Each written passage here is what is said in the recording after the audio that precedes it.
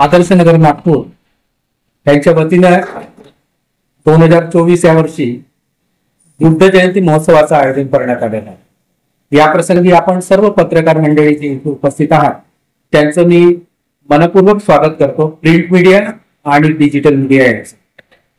तर आज आपण हे बुद्ध विहार जयंती महोत्सव जो आहे हा आपण इथे जो साजरा करतो आहे, या विहारामध्ये काय व्हायला पाहिजे आणि काय चालायला पाहिजे, एक चळवळ असते।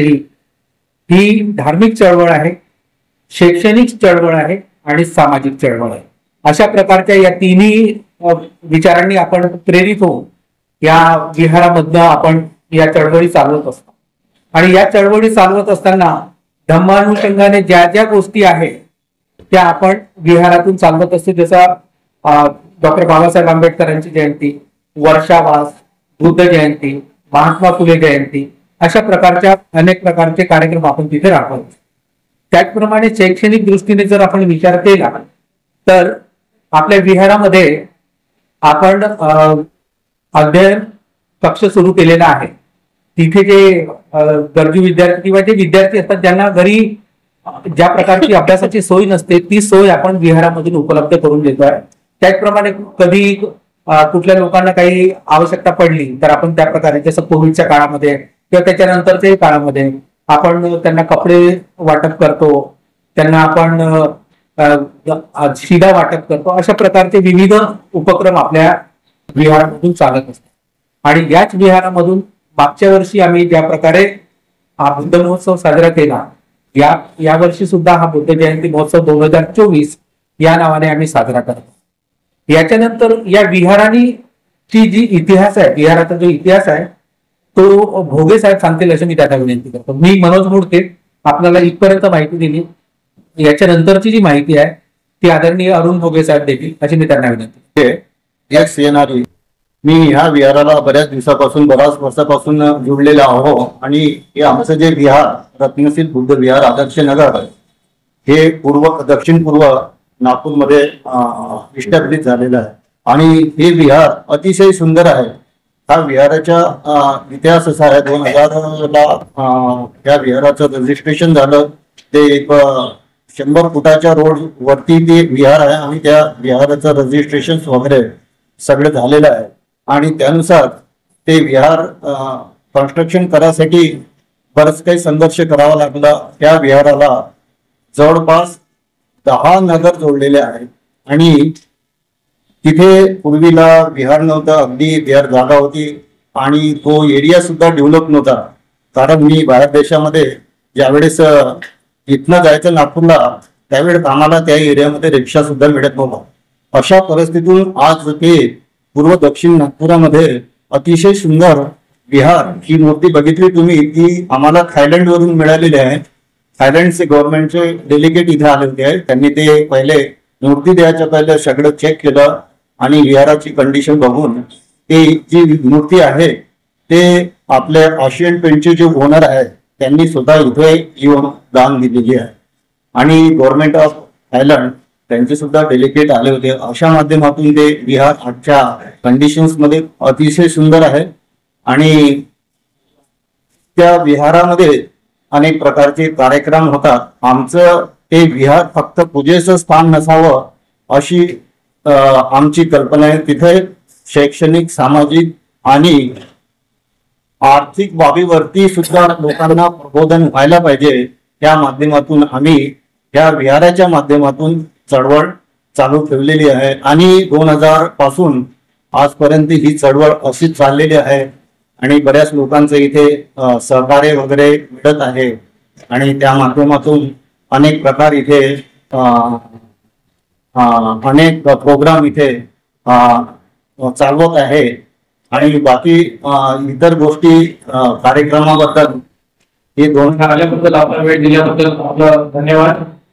आताच माझ्या सहमित्रांनी आणि आमच्या विहारातल्या उपासकांनी जी माहिती आपल्याला दिली ती माहिती अत्यंत जाणीवपूर्वक आणि अत्यंत महत्वाची माहिती अशी दिली, कारण की आमच्या एरियामध्ये जे बुद्ध विहार आहे हे बुद्ध विहार सक्करदऱ्यापासून, म्हणजे तुम्हाला थोडंसं लोकेशन माहिती सांगतो म्हटलं तर सक्करदऱ्यापासून तर दिघोली उड्डाणपूल पर्यंत कुठलाच बुद्ध विहार नाहीये आणि त्या एरियापासून तर हे बुद्ध विहार असं म्हणजे सुशोभित आणि स्वतःच्या जागेवर आणि स्वतःच्या जागेवर अशी भव्य मोठी इमारत आणि सोबत ही जी statue of Gautam Buddha lord बुद्धाची आम्हाला मिळालेली आहे. मागच्या वर्षीपासून आम्ही बुद्ध जयंती महोत्सव हा साजरा करण्याचं म्हणजे सुरुवात केली. त्याच्या आधी जयंतीचे कार्यक्रम इथे व्हायचे, परंतु ऑब्जेक्ट हाच एकदा की सोसायटी मध्ये राहून सोसायटीसाठी काही करता आलं पाहिजे. डॉक्टर बाबासाहेब आंबेडकरांनी जसं सांगितलं की बुद्ध विहार हे चळवळीचं सोर्स बनलं पाहिजे, शैक्षणिक सोर्स बनलं पाहिजे, हे सगळं लक्षात ठेवून आम्ही दरवर्षी इथे वर्षातून 12 महिने असतात, 12 महिन्यातून म्हणजे पावसाळ्यातही जरी पकडलं तर 1 ते 2 महिने सोडले तर 10 महिने निरंतर इथे धार्मिक, धर्मविषयी, सामाजिक आणि शैक्षणिक कार्यक्रम नित्यनियमाने होत राहतात. संविधानाने सुद्धा इथे आजच्या पिढीला संविधानाबद्दल जागरूकता निर्माण करणे आणि संविधानाबद्दल त्यांना समज आणणे हे पण सुद्धा कार्य आम्ही करतो. गरीब अनाथ आश्रम असो किंवा वृद्धाश्रम असो किंवा शाळेतले विद्यार्थी असो जे गरीब फायनान्शियली वीक असतात त्यांना सुद्धा विहाराच्या मार्फत आम्ही फायनान्शियल एड आणि स्टेशनरी हे आम्ही प्रोव्हाइड करतो. कार्यक्रमाची रूपरेखा जसं तुम्हाला मी प्रेस नोट दिलेली आहे, तर यावर्षी सुद्धा हे सगळं लक्षात ठेवून आम्ही कार्यक्रम 3 दिवसाचा आयोजित केलेला आहे. पहिल्या दिवस म्हणजे 2586वी त्रिवेणी पावन पौर्णिमा सुद्धा असं म्हटलं जाते, कारण की हा पौर्णिमेला भगवान बुद्ध यांचा जन्म झाला. त्या दिवशी त्यांना दीक्षा प्राप्त झाली आणि त्या दिवशी त्यांना महाराणी परिनिर्वाण त्यांचं करण्यात आलं. त्यामुळे त्यांची त्रिवेणी पावन पौर्णिमा समजल्या जाते. पहिल्या दिवशी म्हणजे 23 मे 2024 ला हे नगर इथले लोक इथे जमा होतात त्या विहारामध्ये आणि तिथून हे सगळं चढवलं जातं. त्यामुळे तिथून ते संस्कार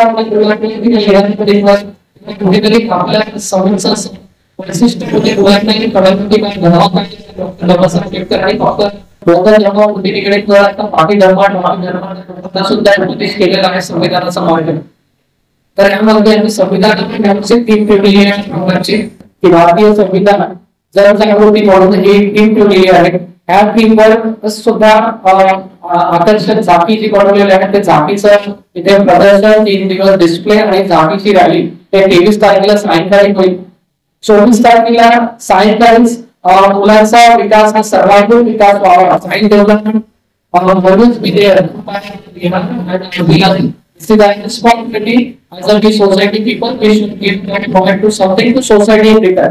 तर हे थोडंसं लक्षात ठेवून जे स्टुडियस विद्यार्थी आहेत त्यांना मागच्या वर्षी सुद्धा काही आम्ही असे कार्यक्रम आयोजित केले होते. त्यावर्षी एक एक्स्ट्रा ऍक्टिव्हिटी म्हणून ब्लाइंड वॉटर रेस आणि पोस्टर मेकिंग आणि प्रेझेंटेशन. तर पोस्टर मेकिंग आणि प्रेझेंटेशनचा जे विषय ठेवलेला आहे डॉक्टर बाबासाहेब आंबेडकरांचं जीवनचरित्र, गौतम बुद्धांचं जीवनचरित्र आणि संविधान लिहिताना काय काय अडचणी गेल्या संविधानाशी निगडीत असलेल्या बाबी पोस्टर मेकिंग ठेवलेला आहे. त्याचा हा सब्जेक्ट आणि त्याचाच मुलांना प्रेझेंटेशन म्हणून त्याचं पोस्टर मॉडेलला प्रेझेंटेशन द्यायचं आहे 2 मिनिटं. ही स्पर्धा मुलांना 5 ते 15 आवाजात ठेवलेली आहे. त्याच दिवसात 24 ला संध्याकाळी प्रसिद्ध अभ्यासक आणि व्याख्याता डॉक्टर जावेद पाशा यांचं व्याख्यान ठेवण्यात आलेलं आहे.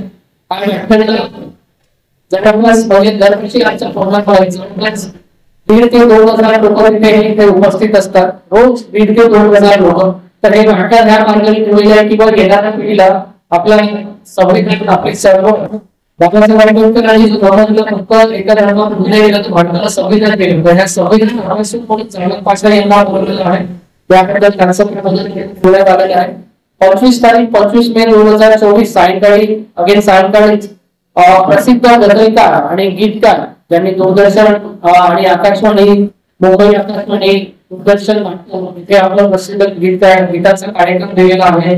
असे अनेक यांचा आणि त्यांचा संच यांचा गीताचा कार्यक्रम आयोजित केलेला आहे. सोबतच त्या दिवशी एक स्नेह भोजनकार म्हणून जे समिती सगळ्यांना भोजनकार आयोजित केलेला. तर असा हा 3 दिवसाचा प्रोग्राम जेणेकरून ह्या 3 दिवशी थोडंफार सामाजिक, धार्मिक आणि शैक्षणिक या 3 बाबी इथे वैशिष्ट्यपूर्ण आम्ही ऍड करून तसा हा प्रोग्राम मी इथे निश्चित केलेला आहे. ह्या प्रोग्रामला सगळ्या उपासक उपासिका आणि विहारातले आणि सोबतच जे काही पांडवजी, अभिजित वंजारी, अभिजित वंजारी, वीरेंद्र मेघराम हे अभिमान कोऑपरेटिव्ह बँक यांचा सुद्धा इथे सहभाग राहणार आहे. आणि इतर जे गेस्ट मंडळी राहील त्यांचा सुद्धा इथे समावेश राहणार आहे. असा 3 दिवसाचा कार्यक्रम आम्ही इथे आयोजित केला. जनजागृतीवर एक जाती बनवलेली आहे. संविधान डॉक्टर आंबेडकर आंबेडकरांच्या नावाने संविधानाची प्रत सोबत एक जे SC ST NT OBC म्हणजे जसं संविधान हे फक्त एकच दाखवण्याचा प्रयत्न केला की संविधान ही काळाची गरज आहे आणि या संविधान काळाची गरज आहे की मानव जातीची गरज आहे. त्या मानव जातीमध्ये सगळे लोक तिथे समाविष्ट असतात. त्या समाविष्ट लोकांना संविधान समोर रक्षण कसा करतो आणि आता काळाची गरज असली की संविधान आम्हाला रक्षण करतो आला तर त्याच्याबद्दल आम्हाला आता संविधानाची रक्षण करायची ह्या टीमवरती संविधानाची जाती बनवण्यात आली. त्यांना तसंच ओबीसींना इतर धर्मांना आलं पाहिजे ह्या माध्यमातून त्यांना आम्ही चूज केला. तसं एक दोनदा दुसऱ्या मुद्द्याने केला तर त्याच्यासाठी मी एकच त्यांना सांगितलं की बाबा राजकीय जर पक्ष येतोय तर हा त्याचा राजकीय कष्ट घेऊन येत नाही. आपला एक पावडे म्हणून आपण त्यांना बोलवतो. आपल्या नगरातले पावडे म्हणून सोबत जे नगरातले वरिष्ठ नागरिक असतात त्यांना सुद्धा आम्ही इथे एक वर्षातून एक आम्ही वरिष्ठ नागरिकांसाठी प्रोग्राम देतो तेव्हा पण त्यांना बोलवतो. आणि इथे जे पॉलिटिकली आहेत असा समज होतो की आम्ही राजकीय काहीतरी इथे उदाहरण करतो. फक्त एवढंच की त्यांना गेस्ट ऑफ ऑनर म्हणून आम्ही इथे बोलतो.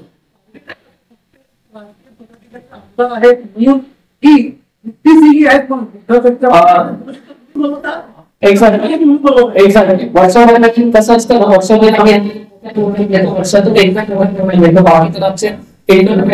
असतात राजकीय पक्ष त्यांना राजकीय काही बोलायचं तसं हे स्टेट फॉर्म त्यांना बोललं असतं जेव्हा की पत्रिकेमध्ये त्यांचं नाव त्यांना पत्रिका द्यायला जातो.